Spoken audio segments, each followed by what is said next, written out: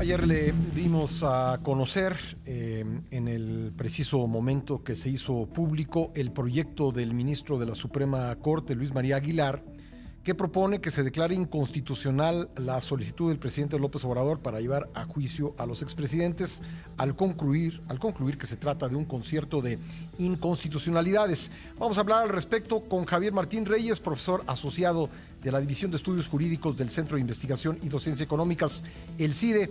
Javier Martín, bienvenido nuevamente al programa. ¿Cómo estás? Muy bien, Pascal, pues un gusto estar aquí de vuelta contigo platicando de este tema. Bueno, pues, ¿qué te pareció el proyecto del ministro Aguilar? Mira, yo creo que es un proyecto bien estructurado, con argumentos muy sólidos. Creo que digamos, el grado de violaciones que era previsible, ¿no? Que la Corte podía advertir con esta consulta popular del presidente de la República, que carece de racionalidad jurídica.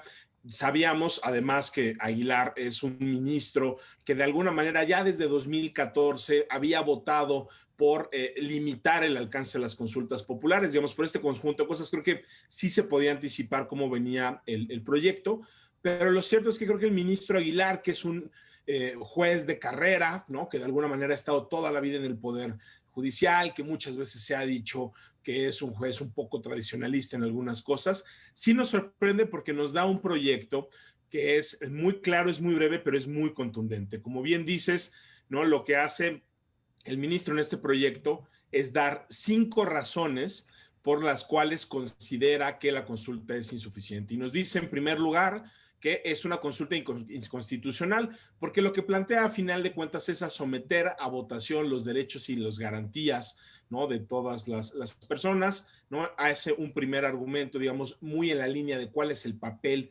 del Poder Judicial y de los jueces constitucionales en la protección de nuestros derechos fundamentales, y lo que dice básicamente es no podemos votar restricciones a los derechos. En un segundo apartado, argumenta algo que creo que es muy claro y es muy convincente, y es que esta consulta popular lo que podría hacer es limitar los derechos de las víctimas, ¿no? Como señala el propio presidente de la República en la exposición de motivos, en el documento que termina mandando al Senado y que eventualmente llega a la Suprema Corte de Justicia de la Nación.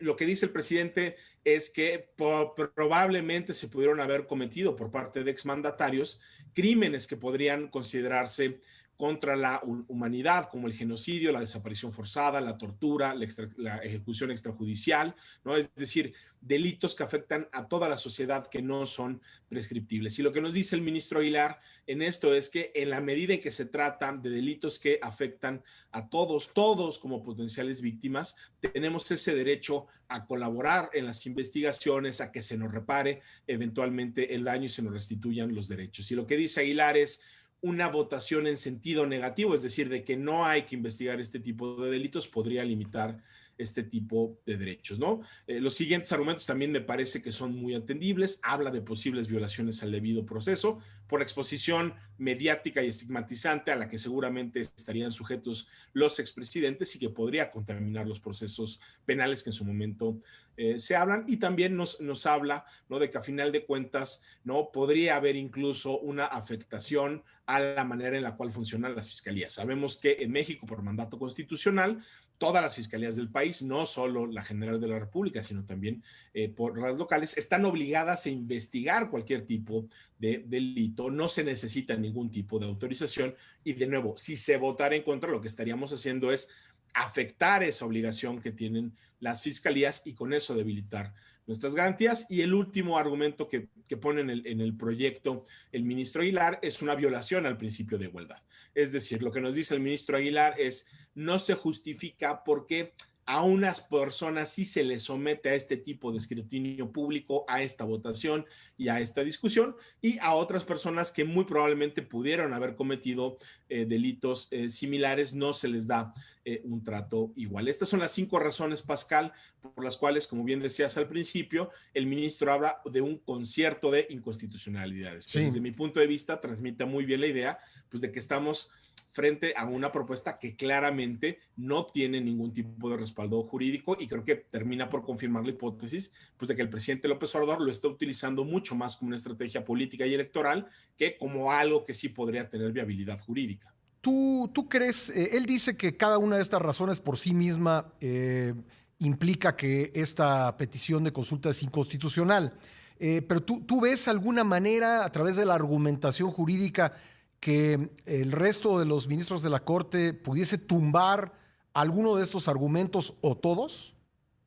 Mira, yo creo que este es uno de los casos que los abogados diríamos es un caso relativamente fácil en términos jurídicos, ¿no? Quizá no todas las razones que da el ministro Aguilar van a ser compartidas por todos y cada uno de los integrantes del Pleno. Tiene razón el ministro Aguilar cuando dice que son 5 razones independientes y suficientes. Es decir, bastaría con que 6 ministras y ministros coincidan por lo menos con uno de esos argumentos para declararla inconstitucional. En eso creo que tiene toda la razón el ministro, pero lo cierto es que podríamos ver votaciones diferenciadas. Es decir, el resto de los integrantes podrían decir, de esos 5 argumentos, yo estoy de acuerdo con 3, con 4, o quizá con todos. Incluso podríamos pensar en argumentos adicionales que se podrían dar para sostener la inconstitucionalidad de la consulta, porque de nueva cuenta, en la medida en que es una aberración en términos jurídicos, pues son muchas las posibles violaciones que se podrían ver. Yo vería, francamente, Pascal, muy difícil cómo en una consulta que tan evidentemente afecta por lo menos derechos de las víctimas y el debido proceso, que me parece que son los 2 argumentos más sólidos del proyecto, ¿no? Tengamos ministras o ministros que de alguna manera le quieran dar la vuelta al asunto, ¿no? No habría que descartarlo. También recordemos pues, que el presidente López Obrador ha realizado una serie de nombramientos relativamente recientes, lo que nos muestran un poco en los estudios de comportamiento judicial es que a veces los jueces constitucionales, aunque tienen autonomía, se sienten pues comprometidos de repente a responderle al presidente que los propuso, pero yo creo que esta, Pascal, es claramente una prueba de fuego para la Suprema Corte de Justicia de la Nación. Pues Javier Martín Reyes, te agradezco mucho que hayas estado con nosotros esta mañana. Te mando un abrazo. Un abrazo fuerte, Pascal, que estés muy bien y un gusto como siempre. Gracias, Javier Martín Reyes del CIDE. Vámonos a una pausa, regresamos.